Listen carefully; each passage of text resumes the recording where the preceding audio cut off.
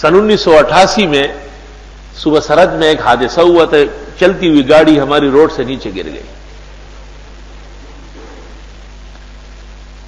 تو ہمارے ایک جاننے والے کو، بہت قریبی آدمی ہے، اس کو اطلاع ملی کہ مولانا صاحب کی ٹانگ ٹوٹ گئی. تو اس نے کہا ٹانگ ٹوٹ گئی، ہم تو گردن ٹوٹنے کے انتظار میں، صرف ٹانگ ٹوٹ گئی وہ تو پھر ٹھیک ہو جائے گا. اور اس ظالم کو اتنا پتہ تھا کہ یہ یہی کہے گا، اس نے ٹیپ لگایا تھا. مجھے لا کے ٹیپ سنایا کہ دیکھو یہ ایسا کہتے ہیں. میں کہا ٹھیک ہے. تھوڑی دیر بعد وہ آیا جس نے یہ بات کہی تھی، آنسو بھی آنکھوں میں بھر لایا اور بڑا پریشان بیٹھا رہا. میں ایک بہترین کمبل لے کے یہاں سے گیا تھا، بہت قیمتی، کوئی باہر سے لایا تھا، وہ اٹھا کے اس کو دی. اور میں نے اس کو کافی رقم دی کہ ممکن ہے جب تک میں یہاں ہوں آپ آتے جاتے رہیں گے تو کرایہ یہاں سے لو. وہ جس نے چغلی کھائی تھی وہ حیران ہو گیا. اس جب وہ چلا گیا اس نے مجھے کہا یہی تو ہے وہ، آپ بھول گئے. میں نے کہا بھول ہے نہیں ہو، حکم یہ ہے سل من قطع، سل من قطع. ہم کو تو جوڑنا ہے بابا، لوگ تو توڑتے رہیں گے، وہ ہمیں کہاں چھوڑیں گے. اسلام صرف ترجمے اور تفسیر کا نہیں ہے، صرف کتابوں کا نہیں. اسلام پورے معاشرت کو اپنانے کا نام ہے، پورے معاشرت کا. اللہ پڑوس میں بہترین سلوک، وہ کئی طریقے سے تنگ کرتے ہیں، کئی طریقے سے، ادھر سے ادھر سے سب تنگ کرتے ہیں. زیادہ کوشش نہیں کرتے. کیوں؟ وہ کون ہوتے ہیں 2 اور 4 اور 6 آدمی، یہاں تو آلریڈی 1000 فورس رہتا ہے، وہ تو خالی اشارہ چاہتے ہیں. نہیں. وَيَقْطَعُونَ مَا أَمَرَ اللَّهُ بِأَن يُوصَلَ، ہمیں حکم ہے کہ جنہوں نے زیادتیاں کی ان کو معاف کر دے اور ان کے ساتھ بہترین برتاؤ. اور انشاءاللہ تعالی علماء اور طلباء اور ان کے ساتھ بیٹھنے والے جس قدر اس کا لحاظ کرتے دنیا کا کوئی انسان نہیں کر سکتا ہے. ہمیں تو ہر وقت لحاظ. ایک آدمی نے بہت کچھ غلط سلط باتیں کئی، فضول بیہودہ، لیکن اس نے کہا میں نے نہیں کہا. بس نہیں کہا ہے، چلو ہو گیا، چھٹی ہو گئی. کیا کرنا ہے اس کو؟ پھانسی دینی ہے کیا؟ اس نے کہا ہے، اس نے منہ گند کیا ہے، اپنے اخلاق برباد کیے، دونوں جہانوں میں رسوا ہوگا، دونوں جہانوں میں ذلیل ہوگا. وہ دیکھ لے آپ. وہ تو کوئی اور ذات ہے، وہ تو منتقم نام ہے، عزیز ذو انتقام ہے. وہ ہمیں فریق نہیں بننا ہے. ٹھیک ہے بس. کسی کے دامن پر دبا لگانا، اس کے شایع نشان مرتبے کے خلاف بات کرنا، اور پھر خدا کے عذاب سے وہ بچے گا. وہ یہ سوچتا ہے کہ جی بات ادھر ادھر ہو گئی. نہیں، وہ بات تو خزانے میں جمع ہے، ہماری طرف سے ختم اور معاف ہے. اس کا اپنا نظام دکھاؤں گا کہ وہ کیا کر رہا ہے.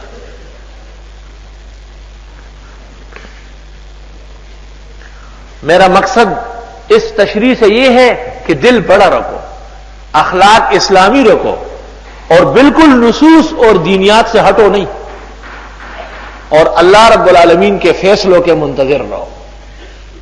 نقصان اس وقت ہوگا جب ہم نص کے، قرآن و سنت کی عبارات اور درایات کے خلاف چلے، پھر ہم نقصان والے ہیں. یہ آیت متعلق ہے حسن معاشرت کے ساتھ، کہ جن لوگوں کا عقیدہ توحید کا ہے اور پیغمبر محمد صلی اللہ علیہ وسلم کی رسالت حقہ پر ایمان رکھتے ہیں، قرآن کی صداقت مانتے ہیں، اور جس قرآن کی طرف سے کافروں کو وعید ہے، مسلمانوں کے ساتھ بشارت اور وعدہ ہے، وہ مسلمان کیسے ہونا چاہیے؟ وہ ایسے ہو. اور وہ کافر کیسے ہو؟ وہ ایسے ہو. ایک آدمی گاڑی میں آیا، السلام علیکم مولانا صاحب، خیریت ہے؟ ٹھیک ہے ماشاءاللہ. بڑا دل خوش ہوتا ہے. بس اللہ آپ کا وجود قائم دائم رکھے. یہ وہ اس کے ساتھ چھوٹی سی بچی تھی. اس نے کہا یہ کون سے مولانا ہے؟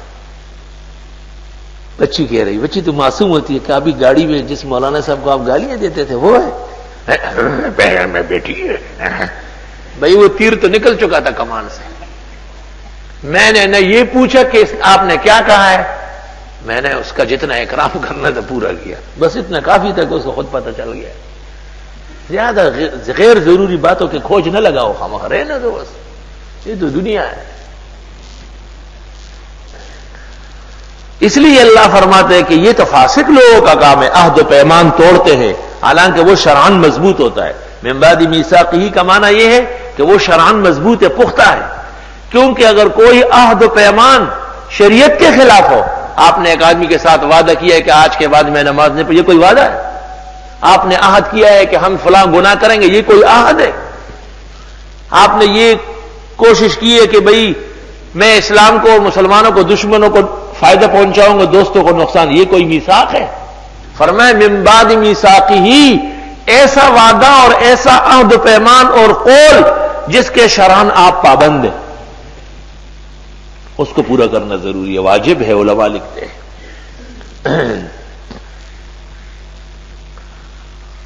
وَيَقْطَعُونَ مَا أَمَرَ اللَّهُ بِهِ أَن يُوصَلَ، اور یہ توڑتے ہیں وہ کہ حکم دیا ہے اللہ نے اس کے جوڑنے کا، رشتے اور ناطے، تعلقات اور محبت قائم رکھنے کا حکم آیا ہے۔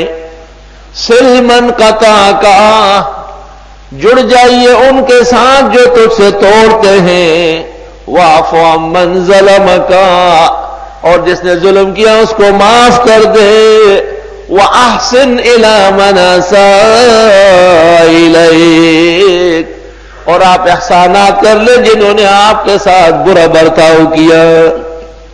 وہی جانان دے بٹکڑا ز بخکڑا، خدای بد بدو سزا خپلاور کوي۔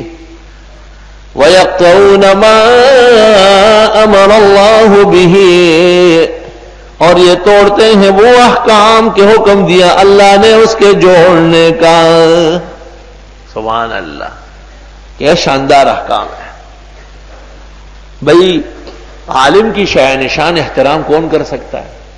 بھائی آپ سے جھگڑیں گے، رشتہ دار تنگ کریں گے، عزیز و اقارب آپ سب سے بدلے لیں گے، تو آپ کو تو دین کا کام ہی کا موقع ہی نہیں ملے گا۔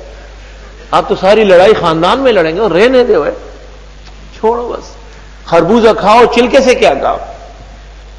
یاد رکھنا، دنیا میں ایسے کم لوگ دیکھے گئے کہ ان کے اقربا، عزیز، اہل صحبت اور اہل قرابت نے ان کی محبت کا حق ادا کیا ہو، ایسا نہیں ہو سکتا۔ تو اللہ کے نبی نے اور اللہ رب العالمین نے ہمیں تسلی دی کہ آپ بہت خیال رکھیں۔ اس لیے عزیز و اقارب کے سلسلے میں ہمارے ایک بزرگ تھے، وہ جب خط لکھتے تھے نا تو خط میں لکھتے تھے کہ میرے اقارب کو سلام، اقارب عین سے ربیلی کو لو۔ ہم نے پوچھا یہ کیوں؟ وہ لڑا مانا دی کا سو کو جیچی میں دا اقرب جمع اقارب دا، اقارب پذے اقارب لکھو لو، یہ رسو کا ماران لڑا مانا دی ہو۔